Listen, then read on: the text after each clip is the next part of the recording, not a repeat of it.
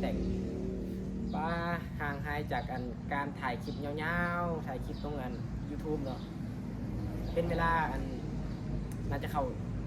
าเดือนแหละคือแบบว่าบ่ค่อยว่างปานใดเนาะเพราะว่าไปบุญนะมันได้ออกงานบุญไปเลย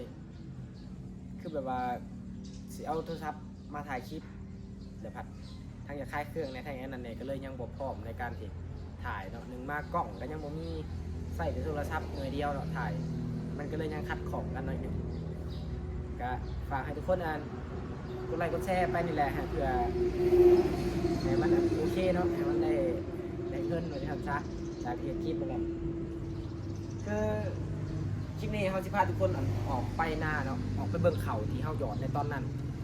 ที่เขาหยอดที่เขาอัพคลิปลงเห็นบ่สำหรับพันธุ์ดำมาน่าจะเคยเห็นสิพาทุกคนขี่รถไทยคันนี้แหละออกไปนาไปเบิ่งเขาเขาก็ยังไม่เคยเห็นเลยเขาที่เขาหยอดในตอนนั้นเบิ่งผลงานเบิ่งซิมือเนาะว่าสิงามทำไรไปเบิ่งพร้อมกันนี่แหละนี่จะเอาคันนี้ไปเลยมื้อนี้กับพ้นตกพ้นมือมื้อนี้อากาศครึ้มมาเลยนี่กับผ้าห้องคนสิมาอีกแล้วก็จับหลายๆคนก็เม่นมาเนาะว่าอ้ายคือบ่เฮ็ดคลิปลงแอปแดงแน่คือบ่เฮ็ดคลิปลง YouTube แน่เนาะคือเฮาก็บ่ค่อยว่างในช่วงนั้นไปบุญไปอย่างนึงได้เลยแต่จะเป็นคลิปแรกของการที่อยู่ในแอปแดงเนาะทีนี้เรากลับมาอีกครั้งหนึ่งจะได้ฝากให้ทุกคนติดตามตอนต่อไปนะกดไลค์กดแชร์ไปเลยไปไม่ต้องรอไลฟ์ไปกันเลยทุกคนเขาอยู่หน้า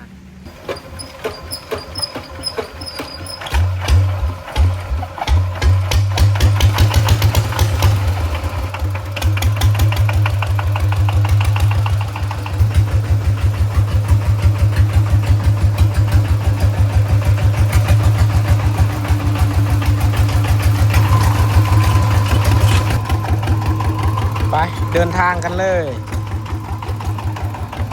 ขับรถมือเดียวอีกได้ประเด็นนะไปกับหลานใช้ร้านจับกล้องให้ก็บ่ได้ร้านยังหน่อยร้านยังทันใหญ่ไปคอยไปกลับมาอีกครั้งหนึ่งในการที่ถ่ายคลิปยาวๆพอค่อยเรื่องมันได้เลย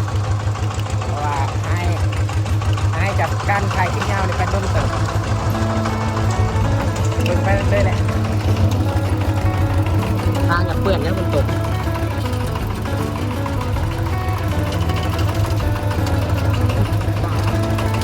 แต่ถ้าไม่มีคิดตรงมันโมเมนต์เรื่องไงเลยคือจะขับรถมือเดียวหรอไปตรงบนทางคือรถเครื่องยากเลยเรื่องมันคาดมันสิงัดเลยมันถลายคิดตรงแล้วมันสิงัด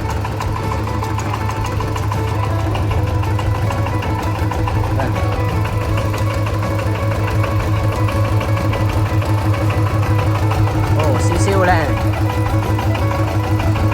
ฝนกันยิบๆอยู่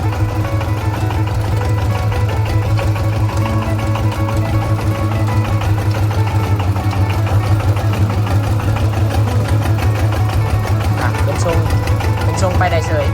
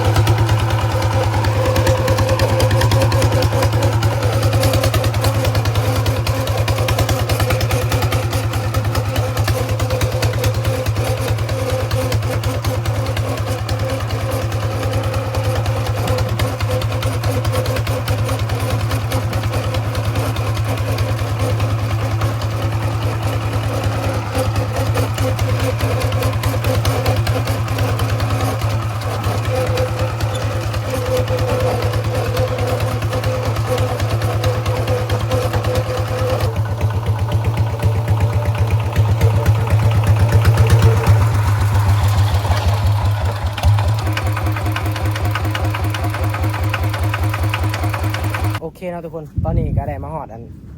หน้าแล้วเนาะแต่ยังบ่เห็นเขาแต่เขาอยู่ถึงคือผ่าห้องกันตอนนี้ฮะผ่าห้องลืมทำอยู่บรรยากาศตอนแรงเนาะโอ้ยงามเลยอันนี้สิเป็นเขาอันของเขาเจ้านะบ่เป็นเขาเฮางามบรรยากาศบ้านเฮาเนาะจะผ่าห้องในตอนนี้ครับโอ้ยไว้ว้าเขาโคตรงามเลยหลังจากที่บ่ได้มาเบิ่งหลายมือเลยแต่บ่ได้มาไก่เลยโอ้ยขนาดใดนี่โอ้ยหน้าเฮาแมนเลยเนาะนี่จนหอบเทียงผมตัวนี้มาหยอดรอบซองนะนี่มันเกิดเนี่ยหยอดใหม่แต่ก็งามเลยทุกคนโอ้ยหมดครบในทุ่งนาอยู่ในไหหน้านี่มีหมดแดงนะเพราะว่าน้ำมันมีอยู่ในไหหน้าหมดแดงมันจะขึ้นขนาดตรงนี้ทุกคนโอ้ยครับพอเข้าบ้านพุ้ยเราอยู่คนเนาะโอ้จะออกร้ายผลนะเถอะทีผลออกแห้งดิถือว่าสุดยอดเลยผ่ากระห้องพ้นกระยิบครับ